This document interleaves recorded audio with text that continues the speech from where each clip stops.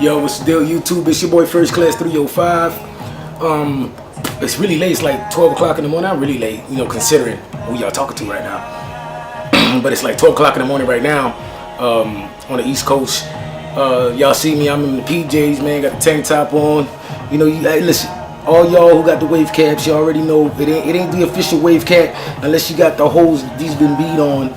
I think this one I've been rocking this one since like early thousands, man. I was rocking this when I was in high school, I think, man, something like that. But it's still holding strong. Y'all see that, man? Whatever, man. I just want to keep it chill with y'all. You know what I'm saying? Let y'all know what it was from the gate. Today I'm gonna do a quick response video to the big homie J-Star25, which he threw me for a loop with this one. And the main reason he threw me for a loop with this one is because this is something that's been on my mind for a minute, though. Like probably like the last, let's say maybe like 2-3 months or something like that. Excuse me. I'm gonna get some water, man, because my acid reflux is killing me today. But yeah, it's basically about that the craziness, man, with the big homie Dwayne Wade, man. And that's 305 right now. That's the Miami Heat. I'm not a fan of LeBron James, but I still rock with my Heat, man. I'm always gonna rock with the Heat down, back from the Tim Hardaway, Dan Marley days, baby. You know what I'm saying? But he's basically he asked a question. It was a valid question. It was a crazy question that actually made so much sense to me. Because like I said, it's been something that's been on my mind for a minute. It's actually in regards to him rocking all these retro J's lately, man. And J-Star couldn't have said it any better, man. If I get co-signed by the Jordan Squizzy, listen, you would have to pay me to take them off. You know what I'm saying? Like, yo, you got branded by one of the dopest players ever, if not the best player to play in the NBA ever.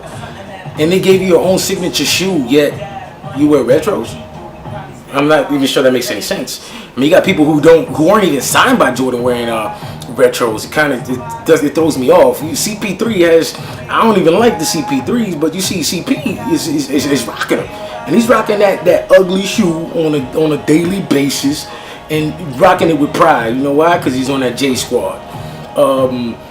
But honestly, after a lot of thought and a lot of consideration, I honestly, truthfully think it has more to do with JB than anything. And the reason I say it has more to do with JB is because I don't think they're taking the time like Nike does to ask the players' input on the shoe. Straight up, if that's like it right there. I think that honestly that has everything to do with it.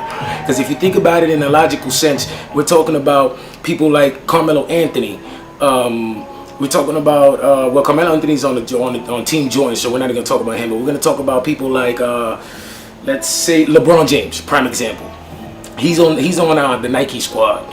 Now, LeBron James has pretty much a lot of input into what the shoe's going to look like, what he needs out of the shoe as far as performance-wise goes, so forth and so on. The difference with JB is I don't even think JB takes the play into consideration.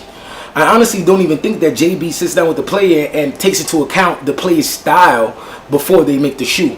You know what I'm saying? Like, we talk about Dwayne Wade. Dwayne Wade is a beast on the court. Dwayne Wade is an explosive player. Dwayne Wade is a player who's quick cuts. Dwayne Wade is a player who drives to the lane on a regular basis. And in my opinion, I think Dwayne Wade needs a mid to high top shoe. A player that has somewhat of his style of playing is D Rose. What did Adidas do to accommodate him? They make that high shoe. You get what I'm saying? So at the end of the day, I think that's the problem that comes into play when you talk about a brand like JB. The reason that I think that Dwayne Wade isn't wearing the Fly Wade is because of the structure of the shoe. The way that the shoe is made is not made for his style of play. It's not made for his performance. It's more of a shoe that the Jordan brand decided to say, you know what, we're going to rock with these for Dwayne Wade, and he's going to have to stick with it. Point blank and simple. And I don't think that's just. You know what I'm saying? Like I said before, and this everybody knows this.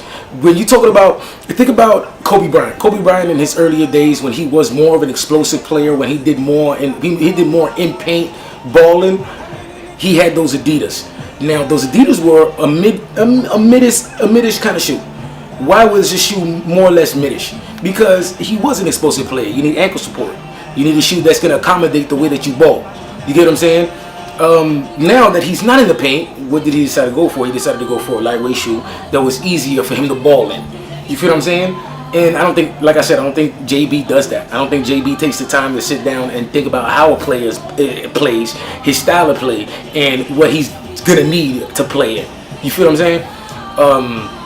Do I think he's making sense? I think he's making sense because he's actually going through. He's following through with his contract. He's a Jordan Brand player and he's wearing Jordans. He just happens to be wearing a retro Jordan.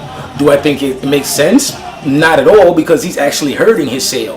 Because when you stop and think about it, you say to yourself, you know what, if Dwayne Wade isn't wearing the flyweights, why would I wear the flyweights? You get what I'm saying? At the end of the day, you stop and think about it, the LeBron 9s, and I still remember it like it was yesterday, when before the LeBron 9s dropped, you used to go on every sneaker forum, and there were people that were utterly disgusted with that shoe. They were disgusted with that shoe. That shoe was horrible. Ew, that's not the 8. The 8 was the dopest shoe. This is the same thing, mind you. Keep in mind, that was the same thing that happened with the 7s. But, you know what I'm saying? Like, the 9 is ugly shoes. Shoes whack, the shoes weak, so forth and so on. And everybody was rocking with it. But, you know what I'm saying? It is what it is. Can't do nothing about it. And, you know, but it was made for LeBron James. You feel what I'm saying? LeBron James got it in. LeBron James has a lot to say as to how his shoe should look, and he does a phenomenal job branding his shoe, and Nike does a phenomenal job of making a shoe for him. I don't think JB does that, and JB really needs to step up in that aspect and making a shoe that's going to reflect what the player balls in. You know what I'm saying? That's my response. D Wade, he's still a beast. He's still one of my favorite NBA players, and he's still going to hold it down. First class, I'm out your ear and I'm out your face, chucking up the deuces. Salute, holla at your kinfolk. Yeah.